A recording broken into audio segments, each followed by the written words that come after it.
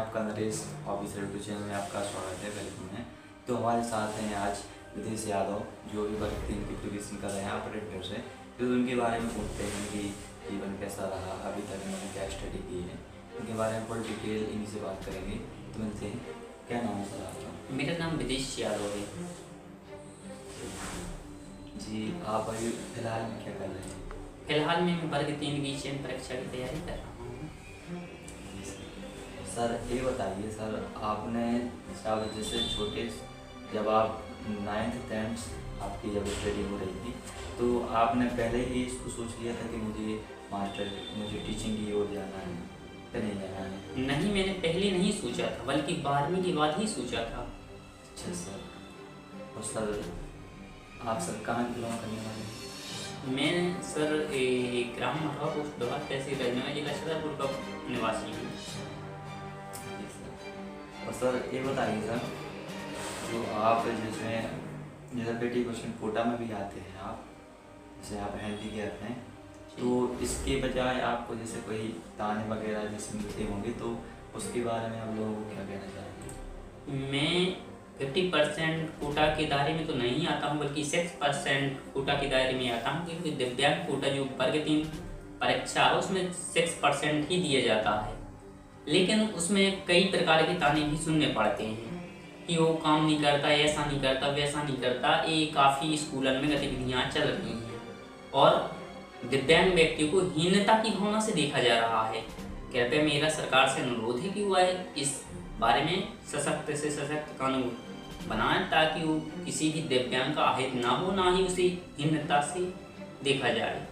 जी sir, मैं अपने और को दिखाना चाहूँगा सर, थोड़ा आप अपना पैर दिखा सकते हैं? हाँ, यही मेरा पैर। चलिए ठीक है सर। तो ये बताइए, जैसे आप अपने गांव दराई से निकले हैं, तो आपने किस प्रकार आगे देखा है ऐसा? जैसे आप गांव से बिलोंग हैं, आप जैसे गांव से करते हैं बिलोंग, तो जैसे वहाँ पर लोग क्या करते हैं, जैसे दिव्यांग कोई व्यक्ति होता है उसको बड़ी जैसे बातें सुनाते हैं और काफ़ी उस गंभीर स्थिति से देखा जाता है कि क्या कर पाया जीवन में, तो उसके बारे में आप क्या कहना चाहते हैं? संघर्ष आपका कैसा रहा है अभी तक?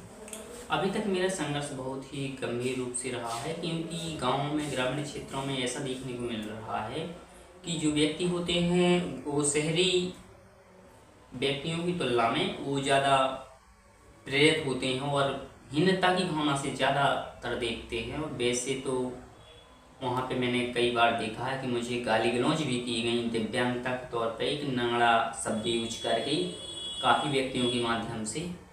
तो मेरा जीवन बहुत ही संघर्षमय रहा है। हाँ सर।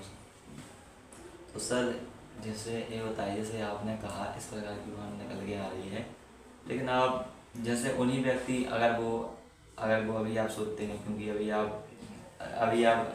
अभी आप कौन से स्कूल में जैसे सेवा अपनी दे रहे हैं, मतलब कि गेस्ट के तौर पर है ना? हाँ, तो अभी आप सेवा दे रहे हैं, तो अब अगर आप उनके सामने आप गांव में जाते हैं, तो अब कैसी प्रतिक्रिया रहती है उनकी? अब उनकी कोई प्रतिक्रिया नहीं रहती है। जो आपको जैसे अन्य शब्दों का प्रयोग करते हैं, जैसे आपने बताया है, तो अब तो नहीं प्रतिक्रिया? नहीं, कोई प्रतिक्रिया नहीं करते हुए।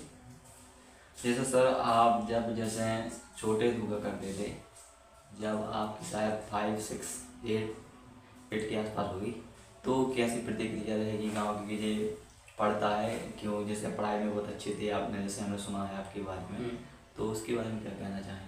मैं ये कहना चाहता हूँ कि जब मेरी 6th क्लास थी, तो वहाँ पे मैं शासकीय माध्यमिक शाला में पढ़ता रहा। वहाँ थोड़ी सा शहरी क्षेत्र है, जिस वजह से वहाँ तो मुझे कोई भी ताने नहीं सुनने को मिलेगी।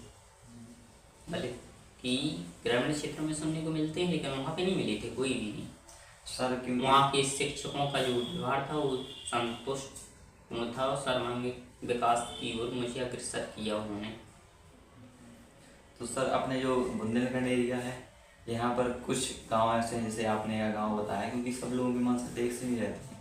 अपने बुंदेलखंड में ऐसे लोगों को ऊपर उठाने का लोग प्रयास करते हैं, उसको प्रेरणा देते हैं कि तुम ये कर सकते हो, अपने आप को किसी से छोटा मत समझना।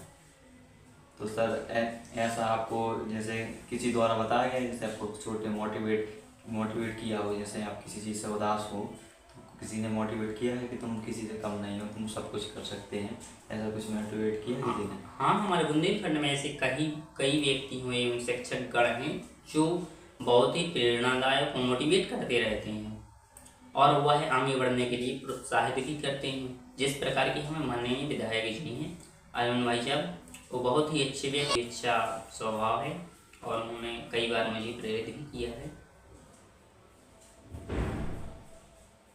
अच्छा ठीक है सर। और सर ये बताइए, जैसे आपका वर्ग 3 की स्टडी कर रहे हैं, तो इस प्रकार उसमें एग्ज़ाम वगैरह कैसे होते हैं, उसका कितना कितना एग्ज़ाम क्वालिफाई करने के बाद उसमें उसमें चयन प्रक्रिया होगी, तो तुम थोड़ा सा बता सकते हैं हमारे फॉलोअर को? जब पात्रता परीक्षा क्वालिफाई हुई जब ही चयन परीक्षा में भाग ले सकेंगे विद्यार्थी। और जब वह मतलब उसमें कैटेगरी वाइज मार्क्स होते हैं, जिसमें ओबीसी कैटेगरी को 40% मार्क्स की आवश्यकता होती है, लेकिन वो फिर मेरिट बेस पे डिवाइड होता है कि पेपर कैसा आया, उसमें मेरिट क्या उठ रही है, इस हिसाब से ही चयन परीक्षा की मेरिट फाइनल मेरिट उठेगी। और वैसे ही सिलेबस चेंज हो गया है पूरा, तो उसमें कठिनाई तो आती ही है। और अचानक से चेंज हुआ है सर? हाँ, अचानक से हुआ है ना, एग्ज़ाम के पहले ही 1-2 मंथ पहले ही चेंज कर दिया? नहीं 1-2 मंथ नहीं, अभी हुआ है 1 मंथ पहले। अच्छा चलिए ठीक है सर। तो जीते हमारे विदेश Yadav ji, nice to meet you. जय हिंद, जय भारत साथी।